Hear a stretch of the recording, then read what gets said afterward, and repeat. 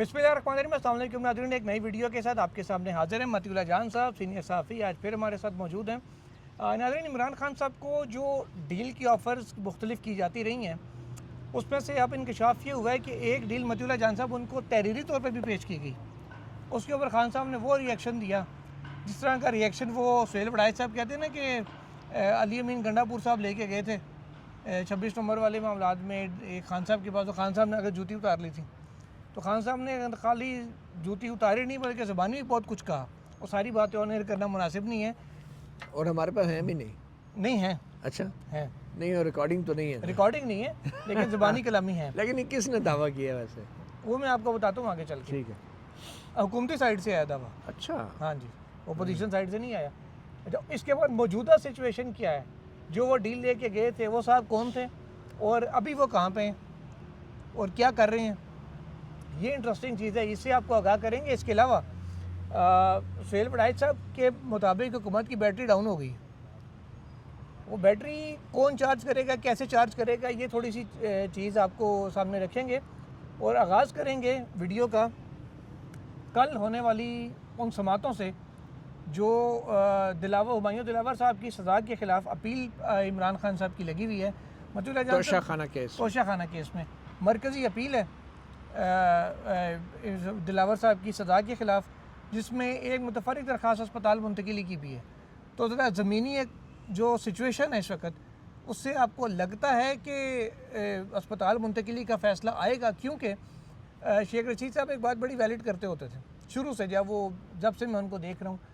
एक बात जुमला उनका बड़ा पेट होता है कि there is always a face behind the case.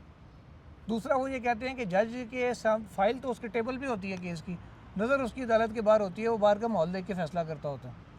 तो बाहर कोई ऐसा माहौल है कि इमरान खान साहब अस्पताल आपको शिफ्ट होते नज़र आ रहे हैं? शुक्रिया ज़ुल्करनैन। पहली बात तो यह है कि 10 तारीख को जो मरकज़ी अपीलें लगी हैं, ये 3 साल पुराना तोशाखाना केस का फ़ैसला था और सज़ा थी जो पहले ही मुअत्तल है, पहली बात। और अस्पताल मुंतकिली की उसी केस के अंदर जो दरख्वास्त दायर की थी, उसकी अर्ली हियरिंग की वो पहले रिक्वेस्ट की गई थी, दायर की गई, अगले रोज़ लग गई।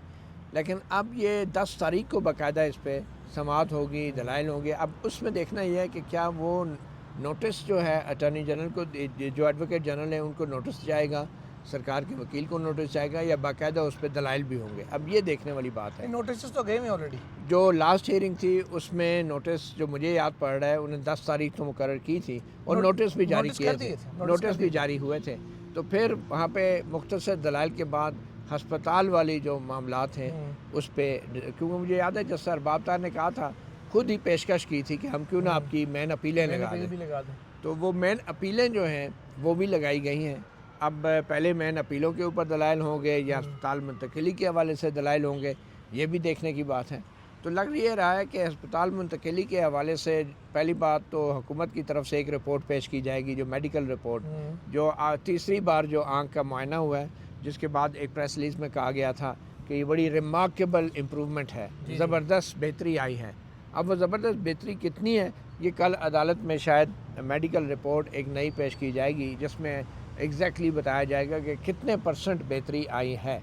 तो ये भी अदालत में पता चलेगा। अगर तो उसमें वाकई रिमार्केबल बेहतरी आई साइट में, क्योंकि ये रिमार्केबल बेहतरी की प्रेस रिलीज़ को भी गुजरे अब मेरे ख्याल में 6 दिन तो हो चुके हैं, 5 दिन तो हो चुके हैं, तो उसमें हो सकता है मज़ीद बेहतरी आ गई हो। तो अब वो अगर वाकई बहुत बेहतरी आ गई तो फिर देखने की बात है कि आया हस्पताल मुंतकिली क्या कोई वजह या कोई जवाज़ रहेगा या नहीं। और ख़ास तौर पे जो PTI वो ये कह रही है कि अस्पताल मुंतकिली सिर्फ आँख का मामला नहीं है, उनकी ओवरऑल जो हेल्थ है उसके हवाले से भी उनका देखभाल करना ज़रूरी है और जानना ज़रूरी है, क्योंकि वो एक एजड शख्स हैं, 73 साल उनकी उम्र है। सरकारी मेडिकल रिपोर्ट में जो पहले आई थी उसमें लिखा हुआ था कि उनकी एंजियोग्राफी कराई है। जी बिल्कुल, डॉक्टर ने खुद सजेस्ट किया था। एंजियोग्राफी उनकी अभी तक हुई नहीं है। अगर नहीं हुई तो जाहिर बात है जेल में फैसिलिटी भी नहीं है। तो मुझे ये लगता है कि हस्पताल हुकूमत इस बात का इसरार करेगी कि अस्पताल का विज़िट हो जाए और उसमें ये एंजियोग्राफी और ये सारे चेकअप हो सकते हैं। मगर हस्पताल मुंतकिली का जो है ना, टोटली एक नए एक मतलब होगा, जिसके बड़े सियासी पहलू भी हैं। वो हस्पताल मुंतकिली 1 हफ़्ते की भी हो सकती है, और फिर अगर डिपेंडिंग अपॉन कि इमरान खान साहब का बिहेवियर क्या है, या जैसे आपने कहा वो डील का जवाब कैसे देते हैं, वो उसमें तोसी भी हो सकती है या फिर उन्हें वापस भी लाया जा सकता है। तो बार बार मुझे लगता है कि बिलवास्ता तौर पे खान साहब को, बानी पीटीआई को मौके दिए जा रहे हैं कि अपना जो रद्दअमल है या अपना जो जवाब है सूरत हाल के अंदर, उसमें थोड़ी सी बेहतरी लाएँ, उतनी बेहतरी लाएँ जितनी उनकी बिनाई में अब बेहतरी आ रही है। तो ये जिसको कहते हैं ना, बिनाई और बसीरत दोनों में अगर बेहतरी आ गई तो फिर मुझे लगता है कि हस्पताल मुंतकिली के भी कोई चांसेस हो सकते हैं। लेकिन कल का अदालत का फ़ैसला आपने दुरुस्त कहा कि बाहर के माहौल को देख कर भी होगा, कि बाहर से अगर कोई पॉजिटिव इशारे मिले तो फिर ठीक है। तो वैसे तो मेरा ख्याल है आखिरी तरला खान साहब को ही होगा, खान साहब मेहरबानी करो, पहले पेट्रोल बड़ा महंगा हो गया मान जा साड़ी गल अब पेट्रोल का वाला देखिए बनाना रह गया उनको, बाकी तो वो किसी की सुननी थी। ये बात सही है, जब पेट्रोल महंगा नहीं था तो उस वक्त कितने लोग अडियाला जेल की उस अडियाला रोड पे आते थे, और अब तो कारकुनों के लिए तो मसाइल हैं ना। ज़ुल्करनैन, हम जितना भी इसको एक हल्के अंदाज में बात कर लें, ये पेट्रोल की महंगाई और हमारे लिए तो ये इतना इशू नहीं है, लेकिन सियासी कारकुनों के लिए बड़े लेने वाले सियासी कारकुनों के लिए ये वाकई बड़ा एक अज़ाब है। और मुझे लगता है इसके पीछे एक सियासी वजह भी यही थी कि लोग इतनी आसानी से सड़कों पे ना आएँ, या अगर आएँ तो पैदल आएँ, और अगर पैदल आएँ तो ज़्यादा दूर तक ना जाएँ। चलें देखें अब एक तीर से कितने शिकार कर लिए गवर्नमेंट ने। अच्छा आगे चलते हैं, तेरा सुहेल वड़ाइच साहब ने कहा है कि जी गवर्नमेंट की बैटरी डाउन है, और बैटरी डाउन होने का वो कह रहे हैं कि शहबाज शरीफ साहब की कारकर्दगी तो बड़ी अच्छी जा रही है, उनसे वो मुतमईन है कि जी बैटरी डाउन होने की वजह वो नहीं है, लेकिन बाकी जो ओवरऑल सिस्टम है वो नहीं चल रहा। शहबाज शरीफ साहब अकेले मेहनत कर रहे हैं, बाकी कोई नहीं कर रहा, इस वजह से बैटरी डाउन हुई हुई है और जो मामलात हैं वो चल नहीं पा रहे। वो कह रहे हैं कि ये बैटरी जो डाउन हुई है, अगर ये खुद से ना उठी तो इसको फिर किसी और को आके जो है ना वो बैटरी को अप करना पड़ेगा, और उससे वो कहते हैं कि फिर मामलात ख़राब हो सकते हैं। देखते हैं कि कब तक ये होगा। वो उन्होंने ये भी कहा कि मैं ज़रा पढ़ के सुना दूँ। वो कहते हैं इस निज़ाम के चैलेंजेस बहुत बड़े हैं, अगर हुकूमती बैटरी इसी तरह डाउन रही तो किसी ना किसी को इसे रिचार्ज करना पड़ेगा, और हर कोई गवाही देता है कि बैटरी डाउन होने में वज़ीर-ए-आज़म शहबाज शरीफ का कोई कसूर नहीं, वो तो बहुत मेहनत कर रहे हैं, मगर कुछ मसाइल इनसे भी बड़े हैं। सवाल ये है कि क्या निज़ाम इस हुकूमत की खामियों के लिए कॉस्मेटिक सर्जरी करके इसे ठीक कर लेगा, या फिर बैटरी डाउन ही रहेगी तो अगले 2 वर्षों में कोई बड़ी सर्जरी दरपेश होगी। स्टार्ट वो यहाँ से करते हैं अपने कॉलम का। हुकूमती गाड़ी ना फराटे भर रही है, ना हवा से बातें कर रही है। ताकतवर इंजन के बावजूद इसकी रफ्तार पैसेंजर ट्रेन जैसी है, हालांकि इसे तेज़ गम और एक्सप्रेस की रफ्तार से चलना चाहिए। आगे चल के वो कहते हैं हुकूमत के सियासी, मुआशी और समाजी चैलेंजेस इस कदर ज़्यादा हैं कि कशफे की चाल उम्मीदों पर ओस डाल रही है। देखने वाले कहते हैं हुकूमत की बैटरी डाउन है, हालांकि सियासी लूडो पर सीढ़ियाँ ही सीढ़ियाँ हैं, ना कोई नाग है ना कोई स्नोपे, जो छोटे सांप होते हैं कि जिससे गीटी आती है तो फिर नीचे आपको आना पड़ जाता है। सपोलिए, बिल्कुल सपोलिए। वो कहते हैं लूडो पर सीढ़ियाँ ही मिलती रहें तो खिलाड़ी को मिनटों में 100 का हिस्सा बूर करके बाजी जीत लेनी चाहिए, मगर लूडो का सफ़र है कि तय ही नहीं हो रहा। क्या एक तरफ फरारी कार पाबा जंजीर है, हामी और मुखालिफ सब को इल्म है कि गाड़ी चलती नहीं उड़ती है, लेकिन इसे थोड़ा सा भी हिला नहीं पा रहे। तो कैसे देखते हैं ये मुख्तसर जो उनका क्रक्स है, मैंने आपको उनके कॉलम का बयान किया। ज़ुल्करनैन साहब, सुहेल वड़ाइच साहब की मुझे तो अपनी बैटरी उनकी डाउन लगती है, बल्कि हमारे आजकल मीडिया की, सहाफ़त की, सुहेल वड़ाइच जैसे तजज़ियाकारों की बैटरी भी डाउन है। हम वो डीजल इंजन हैं जो ना सिर्फ ये कि कमज़ोर हैं बल्कि धुआं भी मार रहे हैं, और धुआं इस अंदाज से मार रहे हैं कि हम खुल के बात करने के काबिल ही नहीं रहे। चढ़ाई पे हम इशारों के नायों में बात करते हैं। वो आपको पता है ना, हर मोहल्ले में कोई ना कोई एक मजजूब शख्स होता है जिसके हजामत हुई होती है, गंजा होता है बेचारा, वो सड़कों पे फिर रहा होता है बग़ैर जूतों के, फटे पुराने कपड़े लेके, और उल्टी सीधी आवाज़ें लगा रहा होता है। लेकिन पूरा मोहल्ला जो है उस मजजूब शख्स की बड़ी इज़्ज़त करता है, क्योंकि वो ये समझता है कि इस मजजूब शख्स की बद्दुआ नहीं लेनी, ठीक है। और दूसरा ये कि उस मजजूब शख्स के जो उल्टे सीधे अल्फाज होते हैं वो उनको याद रह जाते हैं, और फिर जब कोई भी गांव में वाक़या होता है तो वो कहते हैं देखो मजजूब ने बड़ा पहुँचा हुआ है, इसने पहले बता दिया था।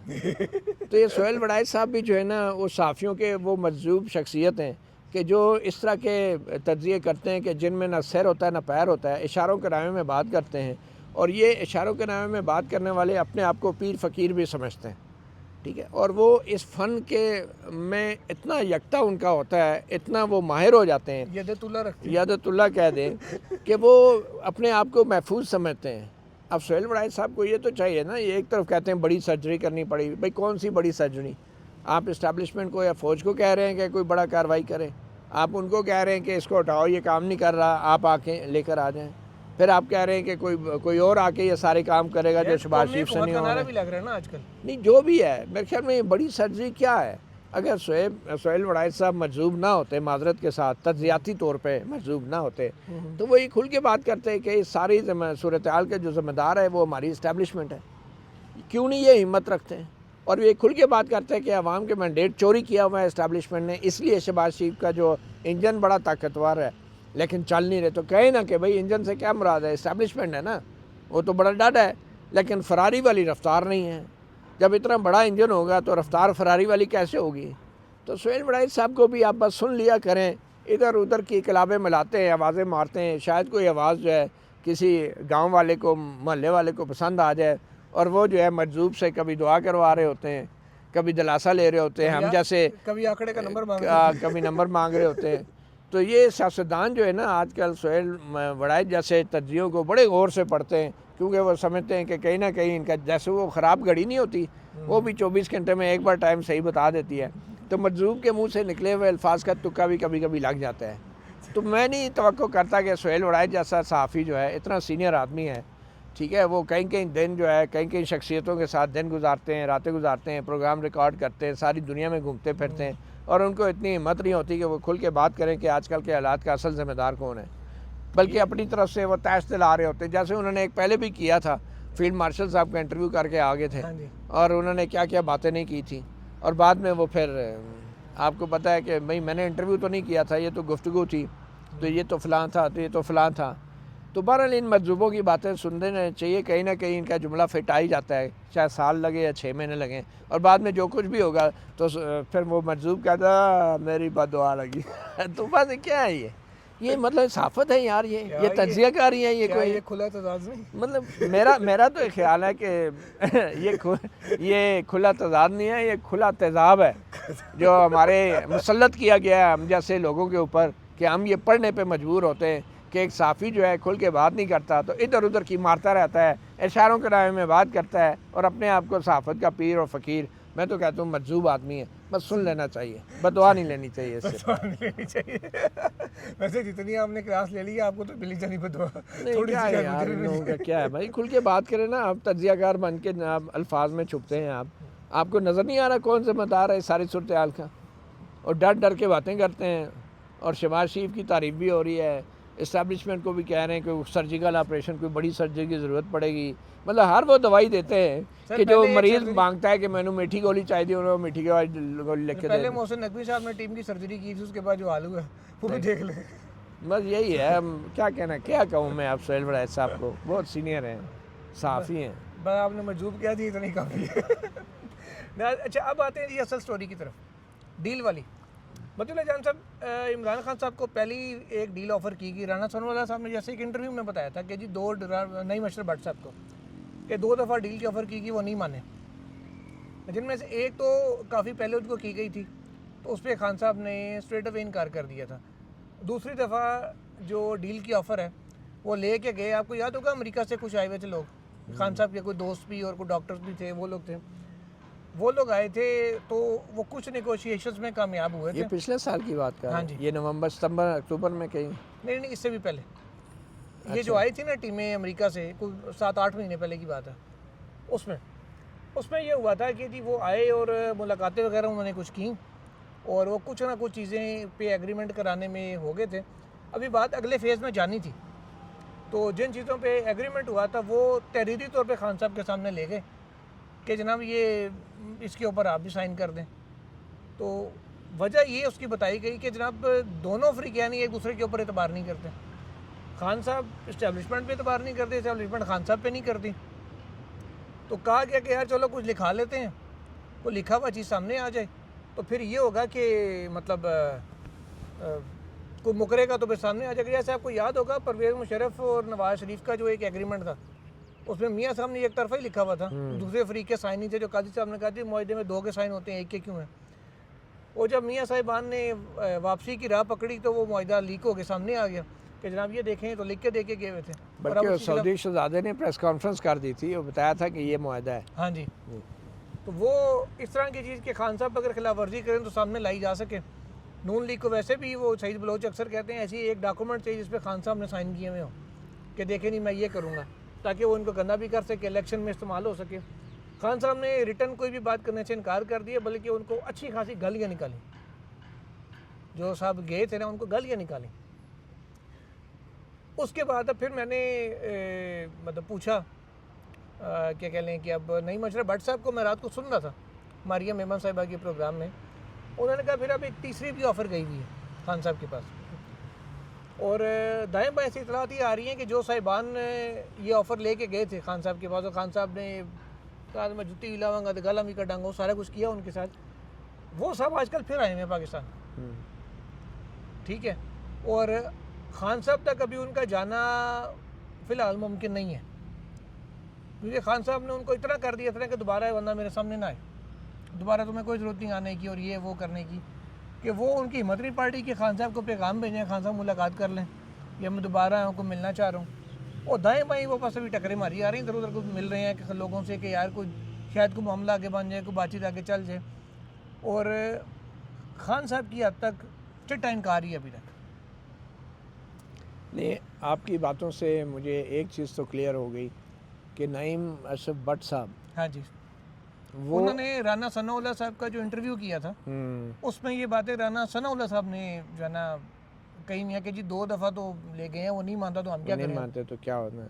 अच्छा, ये मालूम नहीं है कि वो डील थी क्या, ये तो नईम अशरफ भट्ट साहब ने भी इसकी तफसील नहीं बताई। नहीं बताई। अभी तक सिर्फ ये मालूम हुआ है कि खान साहब ने दूसरी बार जो मुलाकात में ज़ुबानी कलामी मान लिए थे कुछ चीज़ें, एक दो चीज़ों पे आगे बढ़ने के लिए तहरीरी तौर पे लिख के गए तो वो नाराज़ हो गए। हाँ, ये चीज़ें उन्होंने मान ली थी।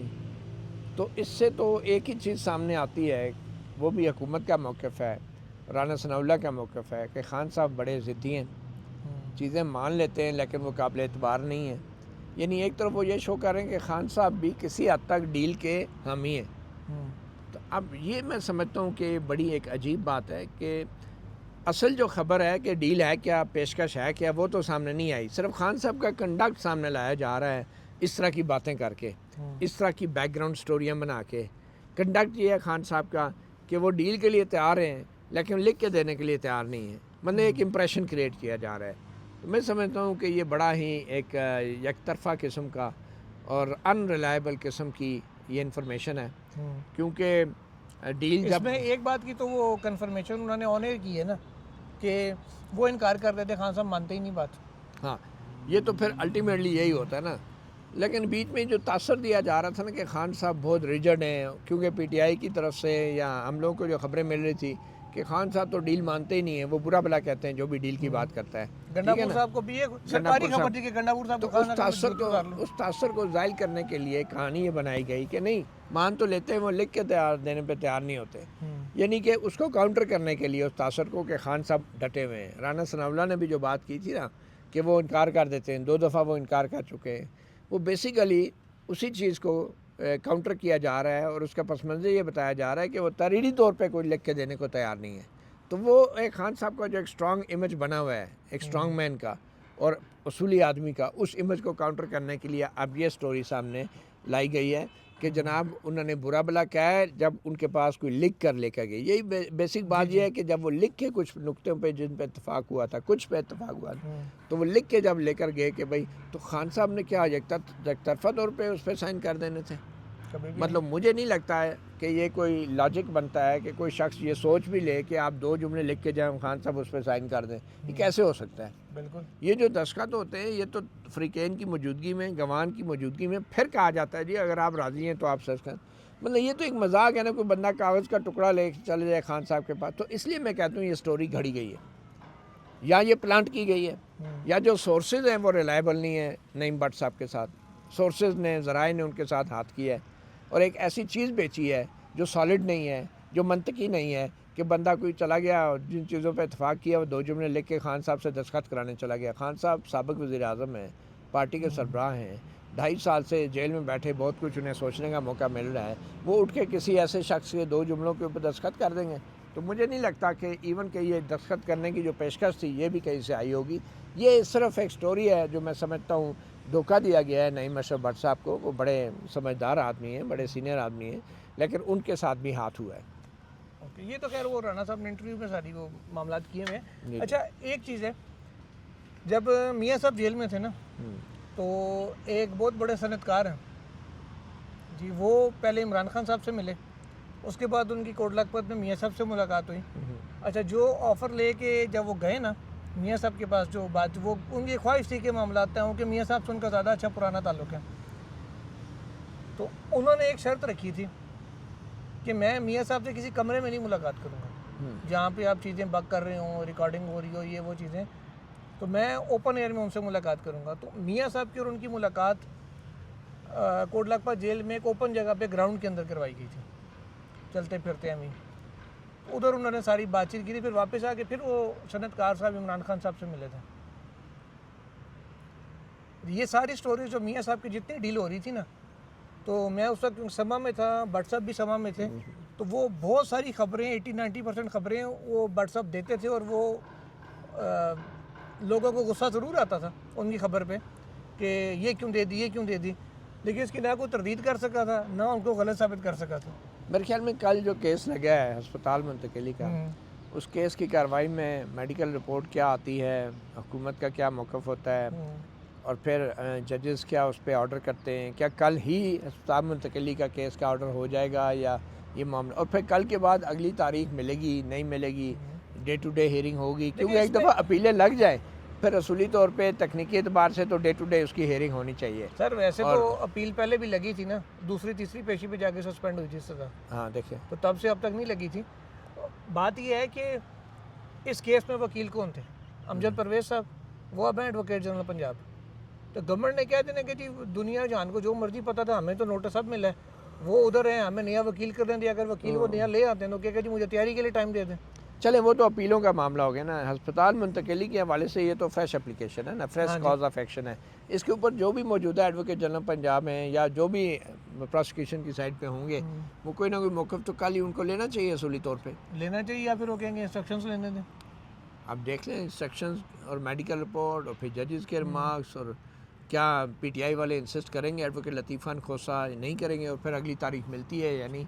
इन सारी चीज़ों से हमें कल थोड़ा सा अंदाज़ा हो जाएगा कि सूरत हाल जो है किस तरफ जा रही है, हवाओं का रुख क्या है, कि खान साहब मानिए कि नहीं। बिल्कुल यही बात है, बिल्कुल, क्योंकि उसके अगले रोज़ फिर आपको पता है ना, कल के बाद 11 तारीख को अगली अलकादर ट्रस्ट केस की सज़ा मुअत्तली वाले केसेस भी लगे हुए हैं। उसके बाद 13 तारीख को तोशाखाना 2 वाला के अपीलें भी लगी हुई हैं। ये केसेस का लग जाना ये बड़ी अहमियत का हामिल है, क्योंकि ये पहले तो तारीखें नहीं मिल रही थी। और सबसे ज़्यादा अहमियत की अमल अब बात यह है, ये केसेस मुझे लगता है लगे इसलिए कि सिर्फ एक वजह से और वो है कि हुकूमत ने अब नैब के जो कवानीन है उसमें तरमीम कर दी है। हाँ जी। अब जो भी हाई कोर्ट का नैब के केसेस में फ़ैसला होगा उसकी अपील जो है वो इस सुप्रीम कोर्ट में नहीं आएगी, बल्कि आइनी अदालत में जाएगी। और आइनी अदालत में वहाँ शहबाज शरीफ के अपने लगाए हुए जजेस बैठे हैं, और वो मेरिट पे देख भी नहीं सकेंगे चीज़। मेरिट पे देख, वो जारी बात है, वो तो आइन के हवाले से बात करेंगे। नहीं, यानी एक राइट ऑफ अपील ख़त्म कर दिया गया है इमरान खान का, बिल्कुल ऐसे ही जैसे जुल्फ़िकार अली भुट्टो का एक राइट ऑफ अपील ख़त्म किया गया था हाई कोर्ट में ट्रायल चला के। देखते हैं नाज़रीन के मामला किस में आगे जाता है। अपडेट्स होंगी आपसे शेयर करते रहेंगे, तब तक के लिए दीजिए इजाज़त। अल्लाह हाफ़िज़। अल्लाह हाफ़िज़।